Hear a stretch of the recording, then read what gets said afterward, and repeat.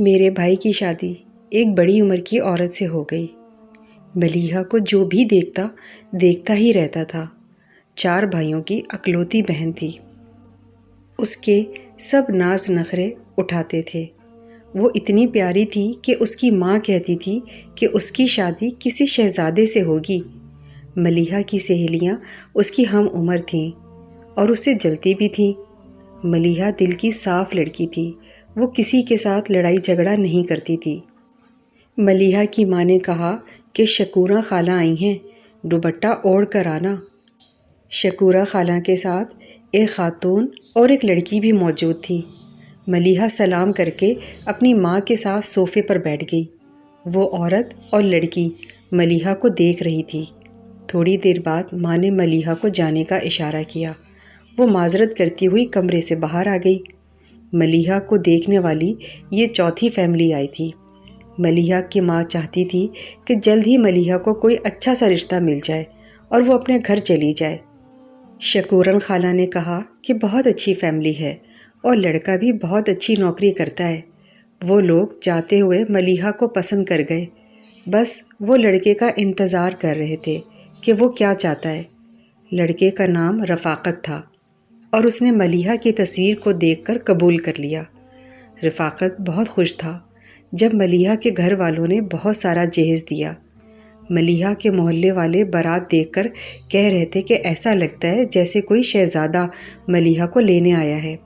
جب ملیحہ دلہن بنی تو قیامت ڈھا رہی تھی۔ جب ملیحہ رخصت ہوئی تو گھر سونا ہو گیا۔ سرخ رنگ کے فراک میں ملیحہ پری لگ رہی تھی۔ ملیحہ رفاقت کے گھر آئی تو رفاقت کہنے لگا کہ مجھے سمجھ نہیں آتی لڑکیاں اتنا میک اپ اور اتنا زیور کیوں پہنتی ہیں۔ ملیحہ اس وقت واش روم میں گئی اور اپنا منہ دھو کر آ گئی۔ ملیحہ نے اپنا سارا زیور اتار کر ڈبے میں پیک کر دیا۔ رفاقت بہت غصے سے ملیحہ کے ساتھ بات کرنے لگا۔ رفاقت اپنے موبائل میں مصروف ہو گیا اور ملیحہ بھی سو گئی۔ رفاقت کو احساس ہی نہیں تھا کہ وہ میری دلہن ہے اور آج شادی کی پہلی رات ہے۔ صبح جب رفاقت اٹھا تو وہ صحن میں جا کر اپنے بھتیجے اور بھتیجیوں کے ساتھ گپ شپ میں مصروف ہو گیا۔ ساس اور سسر کہنے لگے کہ بہو خوبصورت ہے لیکن نخرے والی۔ تھوڑی دیر بعد رفاقت نے آواز دی کہ اندر آؤ، مجھے کوئی بات کرنی ہے۔ رفاقت نے کہا کہ تم اتنا زیادہ میک اپ نہیں کیا کرو اور پرفیوم بھی نہیں لگایا کرو۔ ملیحہ نے سوچ لیا کہ اس شہزادے کے لیے مجھے سب کچھ چھوڑنا پڑے گا۔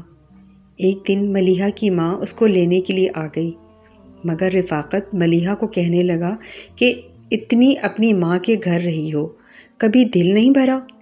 رفاقت جب بھی اپنے آفس جاتا تو کہتا کہ تم بھی میرے ساتھ چلو، میرے دوست بھی اپنی بیگم کو ساتھ لے کر آتے ہیں، لیکن مجھے یہ اچھا نہیں لگتا تھا کہ میں باہر کسی غیر مرد کے ساتھ بات بھی کروں۔ رفاقت کا سلوک پہلے دن سے ہی اچھا نہیں تھا، لیکن ملیحہ نے اپنی ماں کو کبھی بھی کچھ نہیں بتایا تھا۔ وہ کہتی تھی کہ واقعی رفاقت کوئی شہزادہ ہے، اس نے مجھے بہت خوش رکھا ہوا ہے، لیکن جب وہ اکیلی ہوتی تو وہ اپنی قسمت پر روتی تھی۔ کچھ دن میرا بھائی مجھے چھوڑنے میرے سسرال چلا گیا۔ رفاقت نے میرے بھائی کو بھی بہت سی باتیں کہیں کہ گھر کا کوئی کام نہیں کرتی، سارا دن سوئی رہتی ہے، میرا کوئی خیال نہیں کرتی، میری ماں بوڑھی ہے، اس کا بھی کوئی خیال نہیں رکھتی۔ میں نے شادی اس لیے تو نہیں کی تھی کہ یہ سارا دن یہاں پر سوئے رہے۔ رفاقت نے مجھے کچھ دن بعد طلاق دے دی اور طلاق کے کاغذات میرے ہاتھ میں دے دیے اور مجھے اپنی ماں کے گھر چھوڑ آیا۔ میری سہیلیاں بھی مجھ پر باتیں کرنے لگیں کہ کتنا غرور کرتی تھی تم اپنے حسن پر، لیکن اتنے حسین ہونے کا کیا فائدہ؟ تم کو تمہارے شوہر نے طلاق دے کر گھر بھیج دیا۔ طلاق کا داغ بہت برا تھا۔